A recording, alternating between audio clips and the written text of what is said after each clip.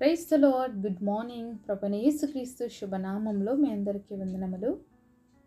అనుదినం దేవుడి మాటల చేత బలపరచబడుతున్నారని నమ్మి దేవుని స్తుతిస్తున్నాను. బలపరచబడుతున్నట్లయితే పరిచర్య కొరకు ప్రార్థన చేయండి, అనేకులకి షేర్ చేయండి. చిన్న ప్రార్థన చేసుకుందామా? పరలోకమందున మా తండ్రి, నీ ఘనమైన శ్రేష్టమైన నామాన్ని బట్టి మీకు వందనాలు ప్రభువా. ఉదయకాల సమయంలో నా తండ్రి మీ సన్నిధిలో ఉండే భాగ్యం మా అందరికి ఇచ్చావు తండ్రి. అందుని బట్టి మీకు వందనాలు. మా అందరి హృదయాలను చూస్తున్న దేవుడిగా మా అందరితో మాట్లాడమని, దర్శించమని యేసు నామములో ప్రార్థిస్తున్నాము తండ్రి. ఆమేన్. ఈరోజు దేవుని వాగ్దానము ద్వితీయోపదేశ కాండము 2వ అధ్యాయము 7వ వచనం. నీ దేవుడైన యెహోవా నీకు తోడైయున్నాడు, నీకేమీ తక్కువ కాదు. Deuteronomy chapter 2 verse 7. Lord thy God hath been with thee, thou hast lacked nothing. దేవుడు ఇచ్చినటువంటి అద్భుతమైన వాగ్దానం మనందరి జీవితంలో నెరవేర్చబడును గాక. ఆమేన్. ఈరోజు మీ జీవితంలో అనుకుంటున్నారా, నా జీవితంలో అన్నీ తక్కువ ఉన్నాయండి, నాకు ఏది సరిపడినట్లుగా లేదు, మరి నా జీవితంలో నేను ఎంత సంపాదిస్తున్నా అది తక్కువగానే అయిపోతుంది, నేను ఎంత ప్రయాసపడుతున్నా నా జీవితంలో అభివృద్ధిని చూడలేకపోతున్నాను, నేను ఉన్నత స్థితిలోకి పోవాలనుకుంటున్నాను, అయినప్పటికీ తక్కువగానే మిగిలిపోతున్నాను, ఎక్కడ చూసినా కూడా నా జీవితంలో తక్కువ తప్ప, లేమి తప్ప నా జీవితంలో ఆశీర్వాదం అనేది చూడలేకపోతున్నాను అని బాధపడుతున్నట్లయితే ఈ ఉదయకాల సమయంలో దేవుడి వాగ్దానం ద్వారా నీతో మాట్లాడుతున్నాడు. మొదటిగా దేవుడు మనకి తోడుగా ఉండాలండి. దేవుడు మనకి తోడుగా ఉంటే మనకి ఏది కూడా తక్కువ ఉండనే ఉండదు అని దేవుడు ప్రామిస్ మనకి సెలవిస్తుంది. కాబట్టి దేవుడిని తోడుగా మనం కలిగి ఉన్నామా మన జీవితంలో? దేవుడు తోడు లేకుండానే మనం పనులు చేసేస్తున్నామా? దేవుడు యొక్క సహాయతను పొందుకోకుండా, దేవుణ్ణి ప్రతి విషయంలో ఇన్వాల్వ్ చేయకుండా మనిష్టానుసారంగా మనం చేసుకుంటూ, నేను తక్కువైపోయినాను, దేవుడు నన్ను బ్లెస్సింగ్ చేయట్లేదు, దేవుడు నన్ను ఆశీర్వదించట్లేదు, దేవుడు నాకు సహాయం చేయట్లేదని మనం అనుకుంటున్నట్లయితే ఈరోజు దేవుడు మనతో మాట్లాడుతున్నాడు. దేవుడిని అడుగుతున్నావా? నువ్వు చేసే ప్రయత్నంలో దేవుడు సహాయాన్ని కోరుకుంటున్నావా? నువ్వు చేసే పనిలో దేవుడు సహాయాన్ని అడుగుతున్నావా? నువ్వు ఇంట్లోకి వెళ్తున్నప్పుడు, బయటికి వస్తున్నప్పుడు, నువ్వు ఏం చేస్తున్నా దేవుడు తోడు కావాలని అడుగుతున్నావా? దేవుడి సన్నిధిలో ప్రార్థన చేస్తున్నావా? సరే, మత్తయి సువార్త 14వ అధ్యాయము 19వ వచనం చూద్దాము. పచ్చిక మీద కూర్చుండుడని జనులకు ఆజ్ఞాపించి 5 రొట్టెలను 2 చేపలను పట్టుకొని ఆకాశం వైపు కన్నులెత్తి ఆశీర్వదించి ఆ రొట్టెలు విరిచి శిష్యులకు ఇచ్చెను. శిష్యులు జనులకు వడ్డించిరి. వారందరూ తిని తృప్తి పొందిన తర్వాత మిగిలిన ముక్కలు 12 గంపల నిండా ఎత్తిరి. స్త్రీలు పిల్లలు కాక తిన్నవారు ఇంచుమించు 5,000 మంది పురుషులు. మరి దేవుడు తోడుగా ఉంటే కొంచెంను కూడా ఈ విధంగా ఆశీర్వదిస్తారని మనం చూస్తున్నామండి. మరి ఇక్కడ జనసమూహము దాదాపుగా 3 రోజుల నుంచి కంటిన్యూస్గా వాక్యం వింటూ ఉన్నారు. అయితే దేవుడికి వాళ్ళందరినీ అలా పంపించడం ఇష్టం లేక వాళ్ళకి ఆహారం పెట్టాలని చెప్పి శిష్యులతో అన్నప్పుడు, ఇంతమందికి ఆహారం ఎక్కడి నుంచి తేవాలి ప్రభువా అంటారు. అయితే ఆంద్రియా వచ్చి ఒక చిన్న పిల్లోడి దగ్గర మరి 5 రొట్టెలు 2 చేపలు ఉన్నాయి అని చెప్పినప్పుడు దేవుడు వాటిని తీసుకురమ్మని చెప్తే మరి దేవుడి దగ్గరికి తీసుకొని వస్తారు. అప్పుడు దేవుడు ఆకాశం వైపుకి కన్నులెత్తి ప్రార్థన చేస్తున్నాడు. 5 రొట్టెలు 2 చిన్న చేపల్ని, అంతేకాకుండా జనులందరినీ కూడా కూర్చోండమని చెప్పమంటే అందరూ కూర్చుంటారు. మరి ఎంత అద్భుతం జరిగిందంటే 5 రొట్టెలు 2 చిన్న చేపలు అనేక మంది ఆ రోజు తిని తృప్తి పొందారు. మిగిలినవి ఎంత అంట 12 గంపలు ఎత్తారు. అయితే ఇక్కడ మనం ఒక మాట చూస్తే చాలా ఆశ్చర్యం వేస్తుంది. 5,000 మంది పురుషులు తిన్నారు, పిల్లలు మరి అలాగే స్త్రీలు కాకుండా. అంటే ఆలోచించండి, 5,000 మంది పురుషులకి ఎన్ని రొట్టెలు కావాలండి? మరి ఆ పురుషులే కాకుండా మళ్ళీ వాళ్ళ భార్యలు అంటే వాళ్ళ పిల్లలు ఇంకెంతమంది ఉంటారు? ఎంతమందికి ఎన్ని రొట్టెలు కావాలి, ఎన్ని చేపలు కావాలి? కానీ వాళ్ళ దగ్గర ఆ రోజు ఉన్నది ఎంత? 5 రొట్టెలు 2 చేపలు. అయితే దేవుడు ఎలాగ ఆశీర్వదించాడు, ఎంతగా దీవించాడు. కాబట్టి దేవుడు చేతిలో మనకు కలిగినది కొంచెమైనప్పటికీ కూడా పెట్టినట్లయితే మరి విరిచాడు అని చూస్తామండి దేవుడి మాటల నుంచి. దేవుడు చేతిలో ఎవరైనా ఆశీర్వదించబడాలి అంటే మొదటిగా విరవబడాలి. విరవబడకుండా ఆశీర్వాదం ఉండదండి. ఎందుకంటే మరి యాకోబుని కూడా చూస్తాం, అన్నీ కలిగి ఉన్నాడు. ఇహపరముగా ఆయనకు కావాల్సినటువంటి దాసదాసీలు, భార్యలు, పిల్లలు, లేకపోతే గొడ్లు, అన్ని మేకలు, ఆయనకు కావాల్సిన గొర్రెలు అన్నీ ఉన్నాయి. కానీ తనకు ఆశీర్వాదం లేదని ఫీల్ అవుతున్నాడు. అంటే ఆశీర్వాదం అనేది ఇహలోకపరమైనది కాదు.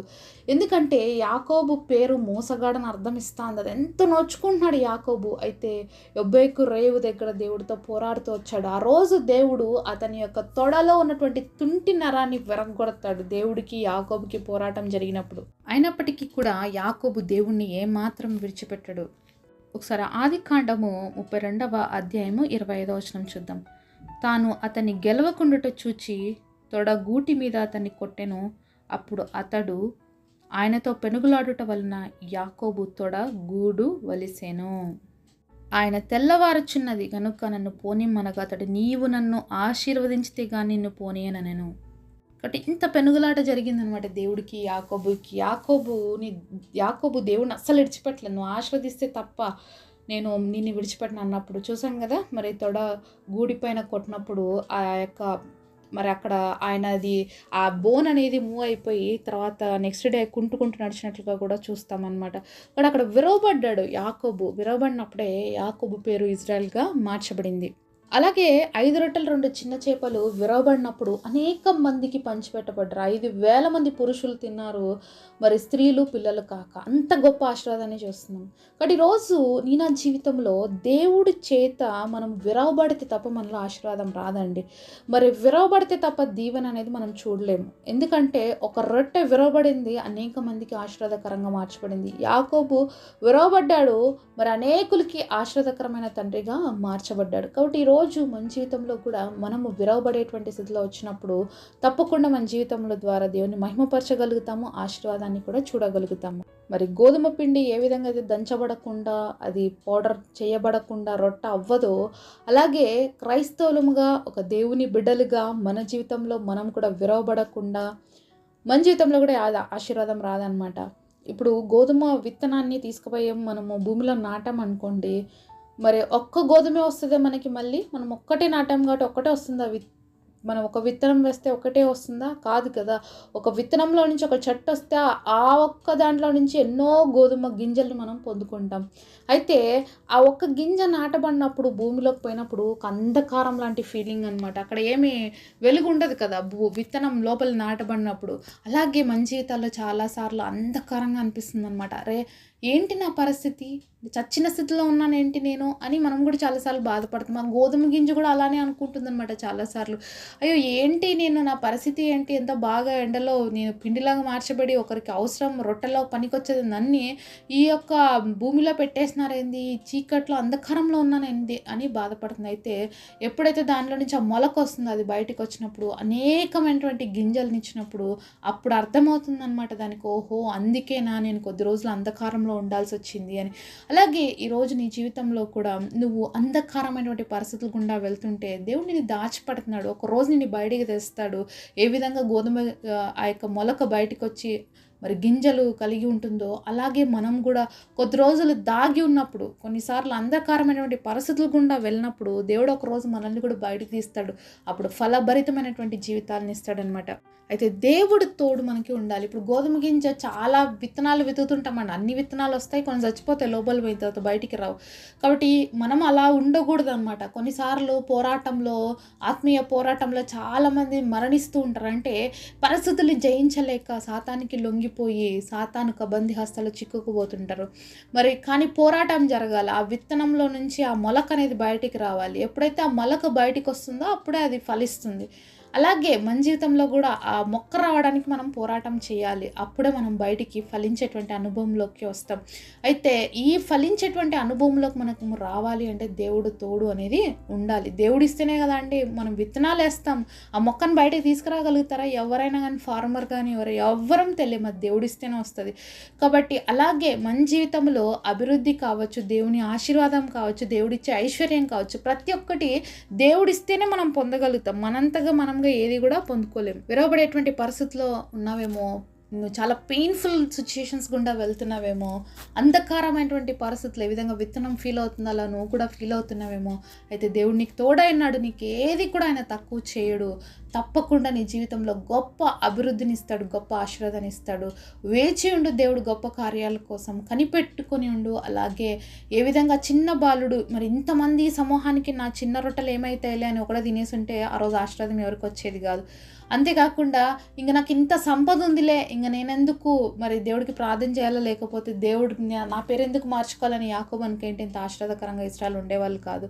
కాబట్టి ఈరోజు వాళ్ళు విరవబడ్డారు కాబట్టి ఆ బాలుడు ఇచ్చినటువంటి మరి రొట్టెలు విరవబడ్డాయి, మరి యాకోబు విరవబడ్డాడు కాబట్టి ఆశీర్వాదకరంగా మార్చబడ్డారు. ఈరోజు మన జీవితంలో మనం విరవబడితే ఆశీర్వాదకరంగా ఉంటాం. దేవుడు తోడు ఉంటే మన జీవితాల్లో ఏది కూడా మనకు తక్కువ కాదు అన్న విషయాన్ని దేవుడు గుర్తు చేస్తున్నాడు. కాబట్టి ప్రతి విషయంలో దేవుడి యొక్క తోడుని, దేవుడి కాపుదలను అడుగుదాము. ప్రతి విషయంలో దేవుడి యొక్క గొప్ప కార్యాలను మన జీవితంలో చూద్దామంటే కృప దేవుడు మనందరికీ దయచేయునుగాక. పరిశుద్ధుడైన తండ్రి, మాతో మాట్లాడిన ప్రతి మాట కొరకు వందనాలు ప్రభా. అయ్యా, నీవు మాకు తోడుగా ఉంటే మాకు ఏది తక్కువ కాదు నాయన. 5 రొట్టెలు 2 చిన్న చేపలు విశ్వాసంతో చిన్న బిడ్డ ఇచ్చాడు, అనేక మంది తృప్తి పొందే విధంగా మీరు చేశారు. అలాగే ప్రవ్వా, మరి యాకోబు కూడా మీతో పోరాడాడు, విరవబడ్డాడు, ఆశీర్వాదకరంగా తండ్రిగా మార్చబడ్డాడు. అలాగే ఈరోజు మేము కూడా మా జీవితాల్లో విరిగిపోయే పరిస్థితుల్లో, అంధకార పరిస్థితుల్లో ఉన్నప్పుడు మేము తొట్టిల్లిపోకుండా, పడిపోకుండా నీవు మాకు తోడున్నావని గుర్తెరిగి ధైర్యముగా నీ సింహాసనం దగ్గర కనిపెట్టుకొని ఓపికగా ముందుకు సాగడానికి, తద్వారా వచ్చే బ్లెస్సింగ్స్ మేమందరం రిసీవ్ చేసుకోవడానికి కృపనివ్వమని యేసు నామములో ప్రార్థిస్తున్నాము తండ్రి. ఆమేన్.